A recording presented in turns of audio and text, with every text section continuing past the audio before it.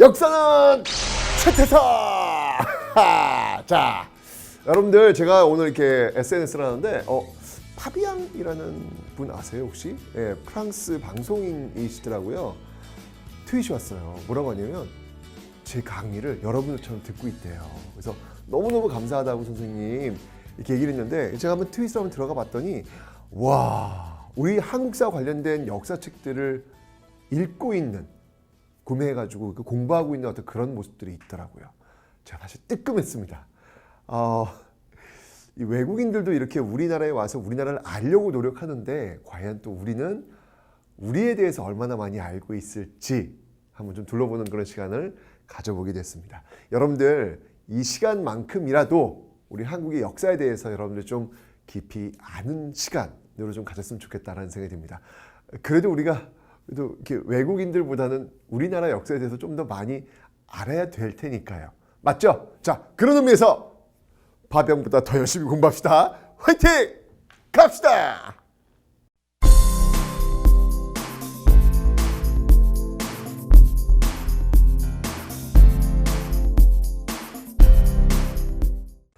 자, 여러분들의 이제 조선의 중앙행정 조직을 한번 좀 살펴봐야 될 것 같아요. 전 시간까지 여러분들 조선이 어떻게 세워졌는지, 그 초기 왕들이 어땠는지 이런 부분을 봤잖아요. 자, 계속해서 정치 파트 이어질 텐데 이제 행정 조직을 한번 좀 살펴보는 시간을 갖도록 하겠습니다. 일단 기본적으로 여러분들 조선을 건국했던 혁명파사 대부는 중앙 집권을 추구했다라고 제가 설명을 드렸어요. 자, 그래서 중앙 집권을 추구하는 그런 세력들, 그리고 낙향했던 이 사림들은 향촌 자치를 추구했다라고 설명드렸죠. 자, 그렇다면 이 중앙 집권을 추구하는 데 있어가지고 어떤 방식들로 이루어졌는지, 중앙과 지방이 어떤 방식으로 둘레, 여섯, 여덟, 아홉, 둘레, 여섯, 여덟, 아홉, 네, 어떤 방식으로 이루어졌는지 한번 그 내용들을 한번 살펴보도록 하죠. 자, 먼저 중앙입니다. 중앙은요, 의정부 6조 체제였습니다. 여러분 기억나세요? 항상 이 행정조직을 공부하실 때는, 조선의 행정조직을 공부할 때는 고려랑 비교하면서 갈 필요가 있어요. 고려는 이성 6부 체제였죠. 그죠? 자, 조선은요, 조선은 중앙이 의정부 6조 체제였다. 의정부, 영의정, 좌의정, 우의정, 그 삼정승들이 모여있는 의정부와 그리고 정책을 실질적으로 집행하는 6조 체제였다라는 거 기억하시면 되겠습니다. 그러면 지방은 어떻게 되었을까요? 이 지방은요, 고려시대가 여러분들 오도 양계, 행정적인 특징을 더 갖고 있는 오도와 그 다음이 군사적 특징을 더 갖고 있는 양계, 이렇게 나뉜다고 설명드렸죠. 이원화되어 있었지만 조선은요, 이제 8도 체제로 일원화되어 있다 라는 것을 여러분들 기억을 좀 해놓으시면 되겠습니다. 자, 그러면 여기서 여러분들 좀 기억하실 부분들이 뭐냐면요, 바로 이 중앙과 지방에서 어떠한 조직들이 왕권을 강화시켰고 어떠한 조직들이 왕권을 견제할 수 있는 그런 조직들이 되는지를 여러분들이 구분을 좀 해 놓으셔야 되거든요. 그 부분들을 한번 좀 살펴보도록 하겠습니다. 자, 왕권을 강화시킬 수 있던 조직, 왕권을 견제할 수 있었던 조직, 이건 사실 여러분들 이미 앞에 여러 왕들을 공부하면서 여러분들과 공부를 했던 그런 부분들이긴 합니다. 자, 한번 가볼게요. 자, 먼저 왕권을 강화시키는 요소들에는 어떤 것들이 있는지 한번 살펴보도록 하죠. 왕권을 강화시키는 요소들. 자, 여러분들 그 조선 초기 왕들 중에서 왕권을 강화시키는 강력한 카리스마를 갖고 있었던 그런 왕들이 누가 있었나요? 바로 이방원, 태종과 그 다음이 계유정난을 통해서 단종을 죽이고 결국은 왕권을 장악했던 세조, 이런 인물들이 있죠. 그런 인물들이 공통적으로 썼던 정치행적 방식 뭐가 있었나요? 네, 그게 바로 6조 직계제라는 게 있었잖아요. 6조 직계제, 그죠? 공통적으로 6조 직계제. 그러니까 뭐냐면 의정부를 거치지 않고 왕이 바로 이제 6조로 그냥 명을 내리고 6조에 바로 이제 보고를 하는 이런 시스템, 바로 6조 직계제. 이런 것들이 이제 왕권을 강화시키는 어떤 그런 부분들이다라고 볼 수 있겠습니다.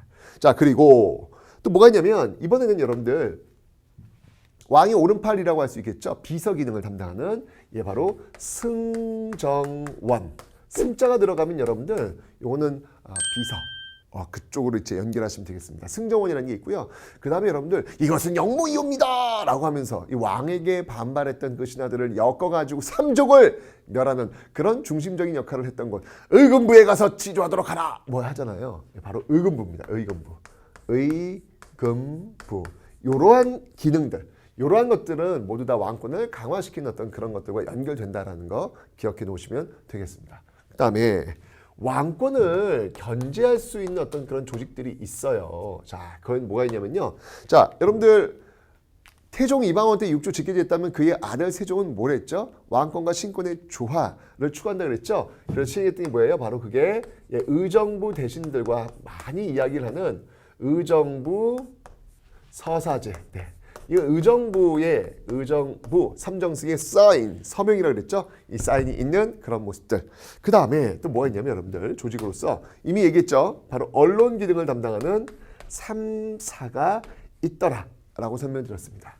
자, 이 3사에는요. 3사에는 자, 먼저 사간원 전하 이러시면 아니 되옵니다. 제 목 치세요 라고 이야기하는 사간원이 있겠고요. 사간원이 있겠고요.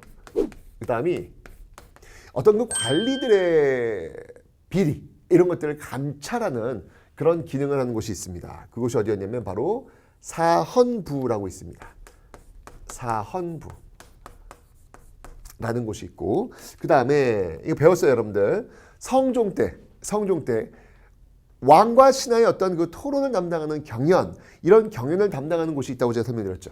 어디였죠 여러분들? 바로 홍문관이 있습니다. 그죠? 예, 경연, 서연은 이제 왕세자와 이런 그 회의를 나누는 어떤 그런 자리들이 있습니다. 이런 어떤 기능들을 하는 것들은 왕권을 좀 견제할 수 있는 그런 기능들이다라고 여러분들 정리를 좀 해놓으시면 되겠네요. 자, 이렇게 해서 중앙행정조직 중에서 왕권 강화와 왕권을 견제할 수 있는 어떤 그런 조직들을 한번 살펴봤습니다. 꼭 기억을 좀 해두세요. 특히 6조 직계제를 사용했던 태종과 세조, 의정부 서사제의 세종 이런 것들을 구분을 해놓으시면 되는 겁니다. 아시죠? 사실 요즘도 여러분들 정부 기능을 보면 어떤 조직들이 왕권 지금 왕이 아니지. 지금은 그 정부를 이렇게 좀 힘을 이렇게 실어줄 수 있는 어떤 그런 조직이 있다면 뭐가 있을까요, 여러분들? 글쎄요, 그러면 안 되겠지만 통상적으로 이제까지 보면 검찰 조직이 굉장히 좀 이렇게 정부 측에 힘을 실어주는 어떤 그런 어떤 그 중요한 포인트마다 정부한테 도움을 줄 수 있는 어떤 그런 수사들, 이런 수사들을 이렇게 기획하는 그런 모습들이 보였었잖아요. 앞으로 그러면 안 되겠죠, 그죠? 죄가 있으면 죄를 벌하고 죄가 없으면 죄를 짓지 않도록 그렇게 판결을 딱 이렇게 해줘야 되는 건데 자꾸 어떤 정치색이 입혀지면서 그런 어떤 이미지들이 자꾸 이렇게 만들어지는 것 같아요. 그죠? 그러면 안 될 것 같습니다. 이제 우리 지금도 이렇게 보면은 정부를 이렇게 좀 도와줄 수 있는 어떤 그런 조직들, 또 견제할 수 있는 어떤 조직들 이런 것들이 있잖아요. 그죠? 여기도 지금 그러한 모습들을 지금 여러분들이 확인을 하고 있는 겁니다. 자, 중앙은 이제 이런 모습들이고요. 그 다음에 지방을 볼게요. 지방은 이 팔도 체제를 형성하고 있는데, 자, 제가 얘기했지만 이 팔도 체제는 바로 일원화되어 있다라고 제가 설명드렸어요. 5도 양계처럼 나뉘어져 있는 모습들이 아니라 일원화되어 있다라고 지금 설명드렸어요. 자, 그래서 이 팔도가 있으면요, 이 팔도를 다시 나눕니다. 팔도를 다시 나눠가지고 어떻게 나오냐면 부, 그 다음이 목, 그 다음이 군, 그 다음이 현. 이게 뭐 인구에 따라서 또는 중요도에 따라서 그렇게 동네를 나누는 거예요. 지금도 여러분들 왜 서울시, 은평구, 역촌동 뭐 이렇게 구 또는 뭐 동, 면, 읍 뭐 이런 식으로 나누잖아요. 똑같이 나누는 거예요. 부목, 군현. 이거 팔도 밑에다가 이렇게 조금 더 세분화해가지고 지금 지방행정조직을 나누고 있는 모습들을 지금 여러분들은 보고 계신 거예요. 자, 그러면 여기에 파견되고 있는 지방관들을 좀 여러분들이 살펴보실 필요가 있습니다. 먼저 이 팔도에 파견된 지방관을 우리는 뭐라고 하냐면요, 바로 관찰사다라고 이야기합니다. 여러분들 기억나세요? 고려 시대 때 5도 양계에서 5도에 파견되었던 8도는 이제 일원화되어 있다. 일원화. 고려가 이제 이원화되어 있었잖아요. 그 5도에 파견되었던 지방관은 뭐라 그랬죠? 안찰사. 그죠? 조선은 관찰사, 훨씬 안찰사보다 관찰사의 힘이 막강합니다. 기억하시면 되고요. 그 다음에 이 관찰사의 지도를 받으면서 부목군현을 다스리는 사람이 있어요. 예, 그 사람이 누구냐면 우리가 이제 쉽게 이제 방송에서 이야기할 때 사또 이렇게 얘기하죠. 사또. 네, 그들을 우리는 수령이라고 합니다. 수령. 네, 수령이라고 하는데 이 관찰사의 지휘 감독을 받게 되어 있습니다. 자, 그 다음에 이 수령을 보좌해 주는 역할을 하는 사람들이 있죠. 역시 당연히 이 수령의 지휘를 받습니다. 자, 그들을 우리는 뭐라고 하냐면요. 향리다. 향리. 자, 여러분들 이런 거 있죠. 카메라 고정하세요. 자, 제가 빨리 또 나옵니다. 사또 있잖아요. 그죠?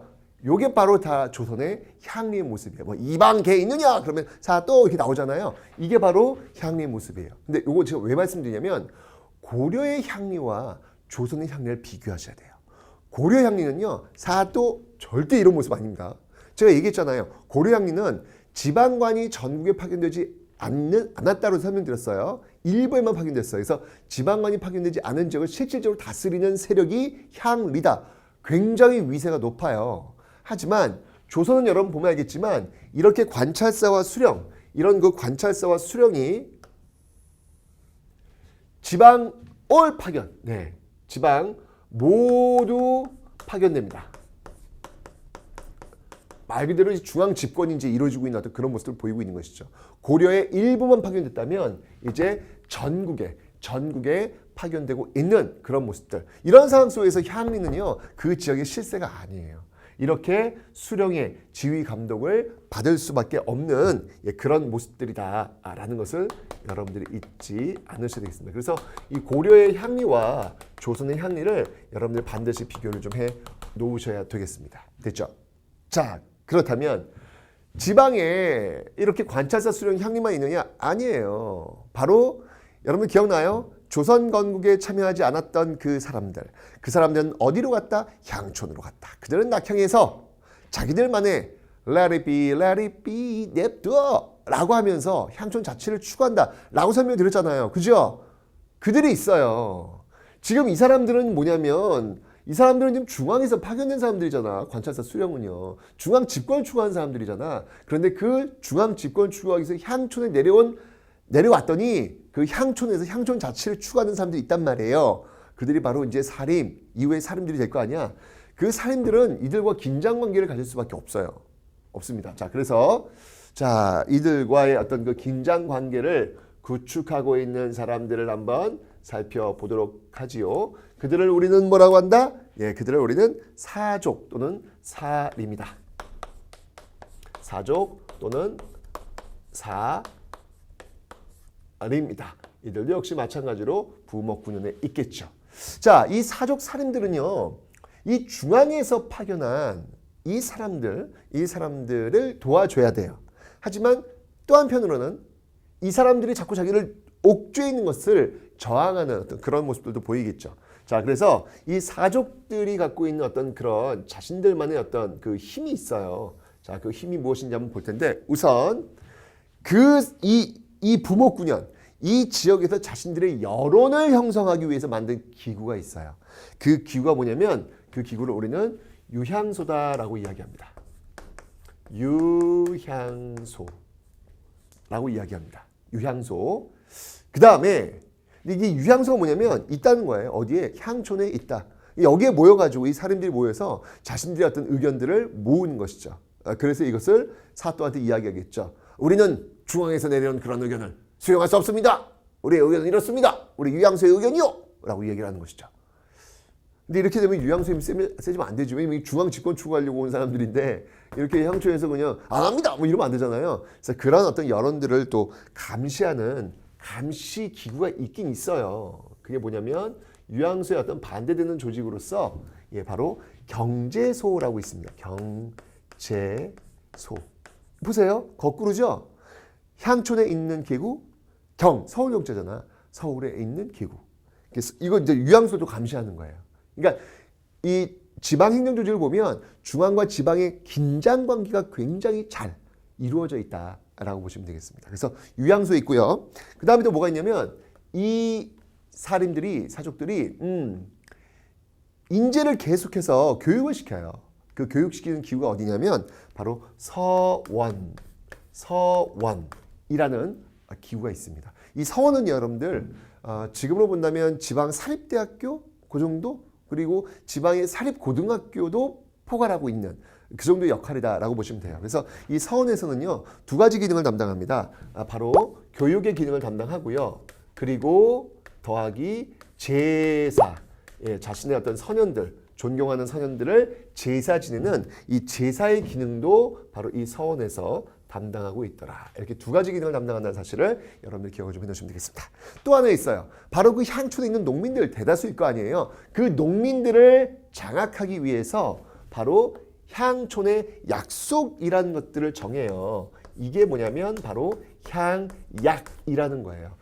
이런 걸 통해 가지고 농민들을 통제하는 것이죠. 뭐 환난 상윤, 어려울 땐 서로 돕도록 하여라, 상부상조 서로 돕도록 하여라, 뭐 이런 것들을 정해 가지고 약속을 지키도록 하면서 그 양반들이 농민들을 지배하고 통제할 수 있는 어떤 그런 틀거리를 만들어내는 거예요. 이렇게 지방에서는요, 이 양반들이, 이 사족들이 유양소를 통해서 자신들의 여론을 형성하고 서원을 통해서 자신들의 후손들을 교육을 시키고 이 향약을 통해서 농민들을 통제하는 그런 나름대로의 자치적 모습들이 지금 나타나고 있더라라고 하는 것이죠. 바로 이런 것들이 너무 세지면 안 된단 말이야. 그래서 중앙에서 이렇게 파견해가지고 그들을 감시하는 이런 시스템들이 갖춰지고 있더라.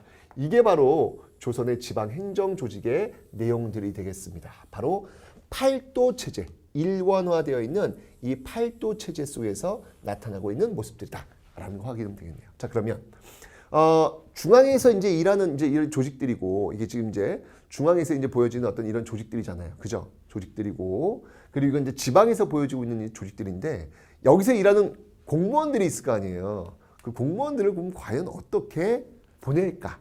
그 내용들을 한번 살펴볼 텐데, 조선시대는 여러분들 특히 과거가 훨씬 더 고려시대에 비해서 활성화됩니다. 고려시대 과거가 처음 시행됐죠. 어느 왕 때? 왜 대답을 못하는 것이야? 다 배웠는데 바로 광종 때. 광종 때 이 과거가 처음으로 시행이 되잖아요. 그죠? 그렇지만 고려시대는 음서제라는 게 굉장히 강했어요. 강하다 보니까 과거를 보지 않고도 고위관직에 올라갈 수 있는 방법이 있었단 말이야. 그런데 조선은 한 단계 더 업그레이드 된 거야. 이제는 어떤 그 끈 타고 이렇게 올라가는 거는 쉽지 않아요. 물론 방법은 있지만 실력에 의해서, 과거에 의해서 관직에 올라가야 높은 관직에 올라갈 수 있는 어떤 그런 틀이 잡힌 거예요. 이것도 어떻게 보면 역사의 또 하나의 진보라고 볼 수 있겠죠.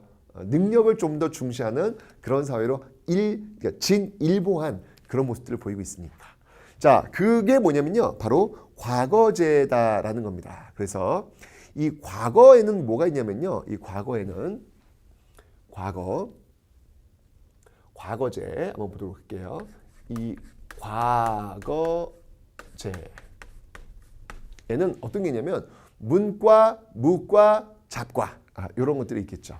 그래서 문과, 무과, 잡과. 문과 같은 경우는 이제 말 그대로 문신들, 고위관직에 나갈 수 있는 어떤 그런. 무과는 여러분들 이제 이순신은 무과 출신이잖아요. 그죠? 군인들.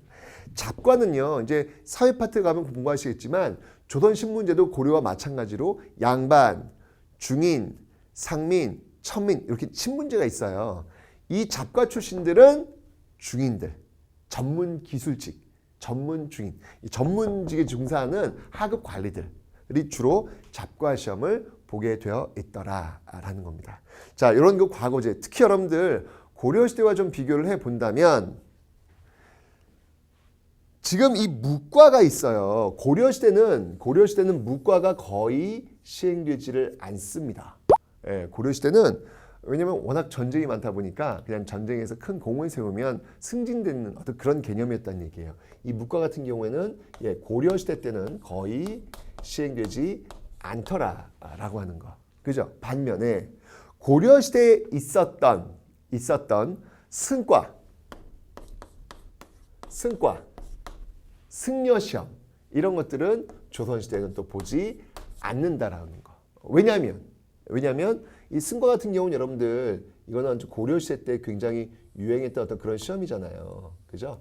그런 시험인데 조선은 여러분들 성리학의 나라야. 그죠? 성리학의 나라이기 때문에 이런 승려들 굉장히 처우가 안 좋습니다. 그래서 이런 과거제가 있다라는 거 기억하시면 되고요. 그래서 이렇게 이제 과거제 한번 묶어주고요. 과거제를 이렇게 이런 과거에 의해서 바로 이 중앙관직과 그다음에 지방관직에 나아가는 그런 시스템이 지금 마련이 된 거예요.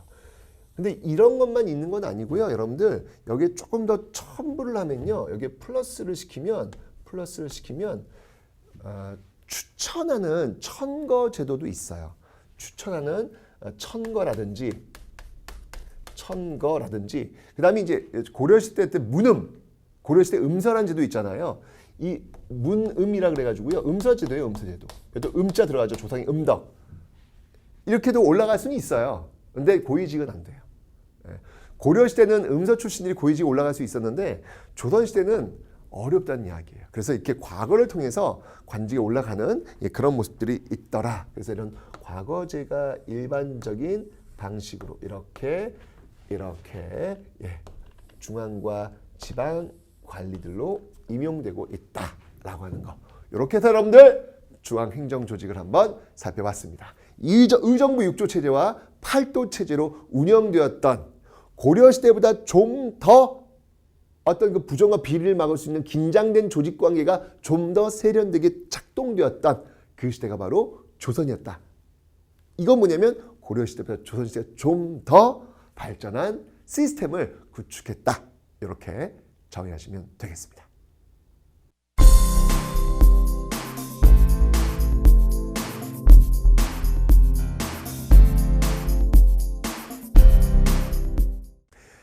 자, 이제부터 여러분들 조선의 정치 흐름들을 한번 좀 살펴보려고 해요. 15세기 조선을 건국했던 혁명파 사대부 이런 들었다 하며 저런 들었다 하리 만수산 드렁치기 얼거진 들었다 하리 우리도 야ቸ켜 만년 두르고 뭐 이런 어떤 그 하여가 세력들 그죠? 이 세력들이 15세기를 이끌었다면 16세기는 이런 들었다 하며 그런 세력이 아니라 이 몸이 죽고 100번 고쳐 죽어 바로 이 단신가 세력들 즉 살인들이 정권을 차지한다 라고 설명드렸습니다. 여러분들 그 과정 그들이 이제 16세기 이후에 이 조선사회를 이끌고 있다고 그랬는데 자, 그 내용들을 한번 좀 살펴봐야 될 것 같아요. 이미 배웠던 내용 한번 잠깐 정리해 볼게요. 그 15세기를 이끌었던 그 세력들을 우리는 뭐라고 했냐면 그들을 우리는 훈구다라고 이야기를 했습니다. 그들을 우리는 훈구다라고 이야기했죠. 이 훈구에 맞서 저항했던 세력들 바로 이제 그들이 새로운 시대 16세기의 어떤 그 주인공이 될 것이다 라고 설명을 드렸습니다. 그들을 우리는 바로 사림이다 라고 이야기를 했습니다. 그죠? 앞 강의에서 여러분들 배웠어요. 이 사림이 서서히 올라오기 시작을 해요. 서서히 중앙으로 올라오기 시작을 합니다. 서서히 중앙으로 올라오기 시작을 합니다. 어디를 장악하면서 바로 이 훈구, 집권세력 훈구의 부정과 비리를 때릴 수 있는 언론 기능, 담당 기구. 어딘가요, 여러분들? 조선시대 배웠잖아. 바로 3사. 사간원, 사헌부, 홍문관 이 3사를 장악해 들어가면서 바로 이 훈구 세력들. 그러니까 훈구도 나라를 맨 처음에 세울 때는 정말 건강한 모습이었는데 고려 똑같아 문박이족하고 호족도 참 건강했는데 시간이 흘러가면서 자기들끼리 결혼하고 음서와 공음전 이걸 통해서 엄청난 불을 창출시키는 어떤 이런 모습들 보이면서 결국 문박이족은 무신의 칼에 맞아서 그냥 무너진다라고 설명드렸잖아요. 조선은 똑같아. 조선도 이 조선 건국 세력들이 한 100여 년 동안 되니까 또 이렇게 무너지는 거예요. 그러니까 이제 부정과 비리 많을 거 아니에요. 그 부정과 비리를 때리면서 삼자를 통해서 때리면서 올라온 세력들이 바로 사림이란 말이에요. 자, 이 훈구는요 아직까지 힘이 있어. 그래서 이것들 봐라 가만히 있지 않겠죠. 그래가지고 이들을 공격합니다. 이들을 공격합니다. 그 공격하는 것이 무엇이다? 이게 바로 사림이 화를 입은 사건, 바로 사화다 라고 하는 거예요. 사화다. 자, 그러면 이 사화에는 어떤 것들이 있는지 한번 지금부터 살펴보도록 하겠습니다. 자, 먼저 갑니다. 자, 첫 번째 사화는요. 여러분들 이 사화는 크게 4대 사화가 있는데 무갑기을 따라해 보세요. 무갑기을. 왜 안 따라해? 빨리 따라해. 무갑기을. 오케이. 이게 이제 4대 사화인데 하나씩 살펴볼게요. 먼저 무오사화입니다. 무오년에 일어난 사화다라는 건데 이 무오사화 때 있었던 왕이 누구였냐면요. 연산군이었어요. 연산군이었는데 이때 이 사화가 살인들이 화를 입었던 그 계기가 된 사건이 뭐였냐면요. 바로 이 김종직의 조의제문이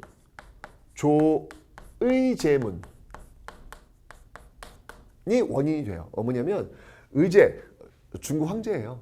그런데 여러분들 이 의제가 자신의 핏줄인 항우가 유방하시죠, 여러분들. 그 항우에게 결국은 죽임을 당합니다.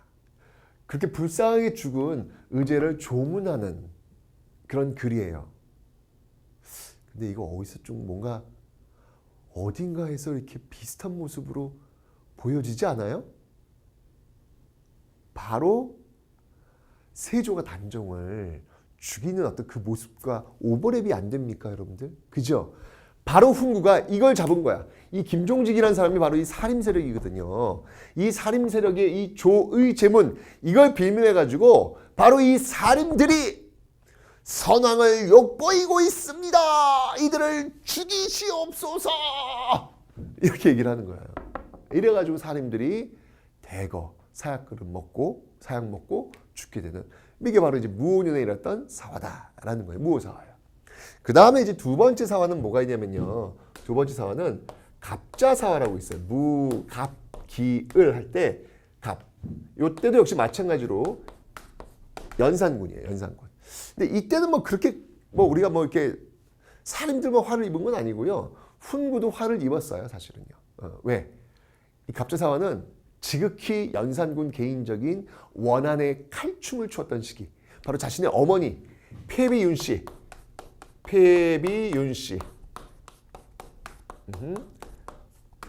우리 어머니를 죽인 것들 다 나와! 쫙쫙 했던 거 있잖아요. 예. 이게 바로 갑자사화예요. 그래서 훈구 세력도 굉장히 타격을 입기는 합니다. 시험에 가장 잘 나오는 게 바로 이 무오사화와 또 이제 세 번째 사화. 첫 번째와 세 번째 제일 잘 나오는데 이걸 우리는 기묘사화라고 합니다. 그래서 이 연산군은 결국은 어떻게 해요, 여러분들? 예, 연산군을 결국 쫓아내잖아요. 뭐에 통해서? 바로 이게 반정이야, 반정. 반정을 통해서. 그래서 집권한 사람이 누구예요? 그게 바로 중종이잖아, 중종. 그죠? 이 중종 때 있었던 게 바로 기묘사화입니다. 기묘사화. 이게 중종 때 있었던 일이에요. 근데 진짜 기묘한 일이 벌어졌어요. 이렇게 연결돼요. 이 기묘사화 때 활약했던 인물은 바로 조광조라는 인물입니다. 네, 앞으로 읽어도 조광조, 뒤로 읽어도 조광조. 네, 조광조라는 사람인데 이 조광조의 개혁 정책을 좀 여러분들이 기억을 해 놓으셔야 돼요. 자, 이 조광조의 어떤 개혁 정책은 뭐가 있냐면요. 굉장히 중요합니다, 여러분들. 먼저 이 반정 말이야. 이 반정 일종의 어떤 그 쿠데타라고 볼 수 있는데 이 반정에 참여하지 않았음에도 불구하고 공이 있다 해서 상을 받은 사람들이 있어요. 가짜 훈장을 받은 사람들. 이 사람들 당장 색출하시오 라고 하는 위훈삭제. 이 위훈삭제를 주장을 합니다. 자, 이 위훈삭제의 대상이 주로 누구냐면 바로 이 훈구 세력들이에요. 훈구 세력들. 이 반정의 고발이라고 볼 수 있겠죠. 이 위훈삭제는. 그죠? 거짓 훈장을 받은 이 거짓 위자. 거짓 훈장 삭제하시오 라고 얘기를 하는 거예요. 그리고 이 조광조나 김종직 다 살인이에요. 다 살인. 그리고 향초대. 지금 향촌에 지금 굉장히 좋은 선비들이 많잖아요. 향촌을 낙향해서 서원을 통해 가지고 교육받아가지고 성장한 사람들 많이 있잖아요. 그들을 좀 중앙에서 쓰시지요. 라고 해서 천거 이런 방식에 의해서 뽑는 거예요. 이게 뭐냐면 바로 혈량과라는 겁니다. 혈량과. 아주 현명한 그런 선비들을 이렇게 올리겠다. 이건 뭐냐면 이제 살인들을 중앙으로 더 끌어올릴 수 있는 길을 터주겠다라는 게 좀 보이죠. 또 뭐가 있냐면 소격서라는 게 있어요. 소격서. 여러분들 이 소격서는 하늘의 제사를 지내는 것을 주관하는 그런 기구입니다. 유학자들은 여러분들 지금 정말 이게 꼿꼿한 유학자들은요. 미신 믿지 않는다고 제가 설명드렸어요. 여러분들 고려시대 때 김무식도 유학자였고 미신 믿지 않기 때문에 그런 어떤 신이한 일들은 다 빼버렸다. 그래서 만든 게 바로 삼국사이다 설명드렸잖아요. 그 빼버렸던 일들을 모아가지고 만든 게 바로 고려 일연의 삼국유사란 말이에요. 오케이? 이래요 유학자들은요. 근데 역시 마찬가지예요. 이런 거 다 없애라 라고 주장하죠. 예. 소격서 하면 그 서태지의 그 노래잖아요. 기억하나요? 소격동으로. 네, 안 하는 게 나을 뻔했어요. 아 괜히 했어요. 어째 거기 소격동이 나오죠. 소격동. 이게 바로 소격서가 있었던 그 동네가 바로 소격동입니다. 네, 바로 이런 김여사가 있었는데 이런 일이 있었는데 그러니까 이렇게 지금 공격하는 대상이 지금 훈구 세력들이에요. 그러니까 훈구가 가만히 있겠냐고. 아 좀 손 좀 봐야 되겠는데 라고 해서 손을 어떻게 봤냐면 진짜 기묘한 일이 벌어져. 이 궁궐 나무에 잎사귀에 주초위왕이라는 글자가 막 새겨져요. 잎사귀에. 주초를 합치니까 한자 주초를 합치면 이게 뭐냐면 조씨야. 조씨가 왕이 된다는 글자가 막 새겨지는 거야. 대박.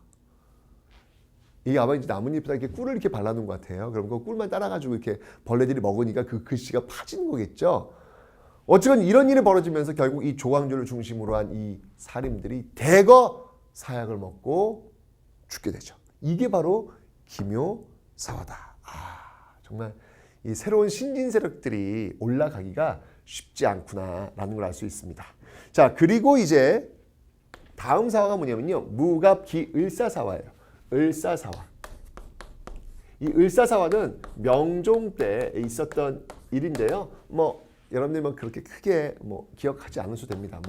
이 대윤, 소윤, 그러니까 윤씨 집안 속에서 특히 이제 이때 대표적인 인물이 윤원영을 중심으로 한 이런 어떤 대윤과 소윤과의 어떤 그 대립 과정 속에서 사람이 좀 화를 입었던 그런 사건인데요. 어쨌든 시험에 가장 잘 나오는 건 뭐냐면 여러분들 바로 이 무오사화와 기묘사화가 가장 시험에 잘 나온다라는 것을 알고 계시면 되겠습니다. 이게 바로 새로운 신진 세력 향촌에서 힘을 받았던 이 세력들이 중앙으로 진출하는 과정 속에서 가지게 되는 진통의 과정. 쉽지 않구나. 그냥 권력이라고 하는 것, 어떤 그 결과물이라고 하는 것들은 이렇게 그냥 가만히 앉아 있으면 그냥 굴러 들어오는 것들이 아니구나라는 것을 여러분들이 좀 기억을 좀 해놓으시면 되겠네요. 이렇게 어려워요. 쉽지 않아요. 이게 바로 사화야. 그런데 여러분들 우리는 알고 있다고요. 이렇게 엄청난 고통이 있음에도 불구하고 이들은요 놓치지 않았어요. 자신들이 가는 그 깨끗한 도덕적 길이 옳은 길 그리고 그걸 실천하는 모습들이 보였다는 얘기예요. 비록 그 과정 속에서 사약 먹고 죽긴 했지만 그 가는 길이 역사 발전과 합치한다면 역사에서 이들은 끝내 이 길이라 이렇게 되더라고요. 끝내 이깁니다. 결국 이들이 16세기 역사 주인공으로 등극을 하게 되는 그런 모습들을 보이게 되는 거예요. 이런 진통이 있음에도 불구하고 결국 이 훈구 세력들은요. 결국은 어떻게 됩니까, 여러분들? 이 훈구 세력들은 결국 최종적으로는요. 소멸되고 이 살인들이 결국은 정권을 장악하게 되더라. 라고 하는 사실. 요게 오늘 우리 이 수업 시간에 여러분들에게 주는 메시지가 아닐까라는 그런 생각이 드네요. 여러분들에게도 분명히 시련과 어려움이 분명히 닥칠 거예요. 그럼에도 불구하고 여러분들이 가고자 하는 방향이 옳은 길이라면 포기하지 않았으면 좋겠습니다. 많이 힘든 시간이 분명히 올 거지만 이렇게 사화처럼 오겠지만 끝내 이기는 그 모습을 역사에선 계속해서 여러분들한테 알려드리고 있는 것입니다.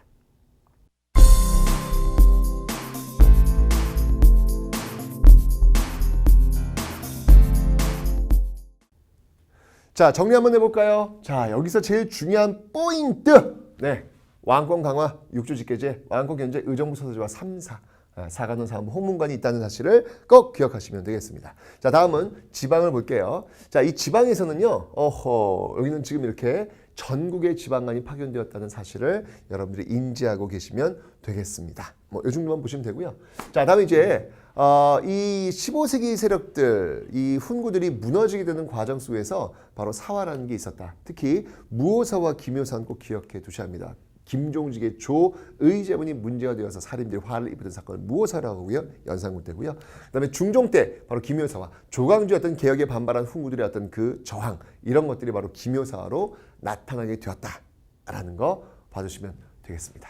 자, 이렇게 해서 조선 전기의 정치 모습, 종국에는 결국 16세기 역사 주도 세력이 훈구에서 살림으로 바뀌는 모습까지 배웠습니다. 자, 그럼 이후 정치 모습은 또 어떻게 변하는지 한번 살펴보도록 하겠습니다.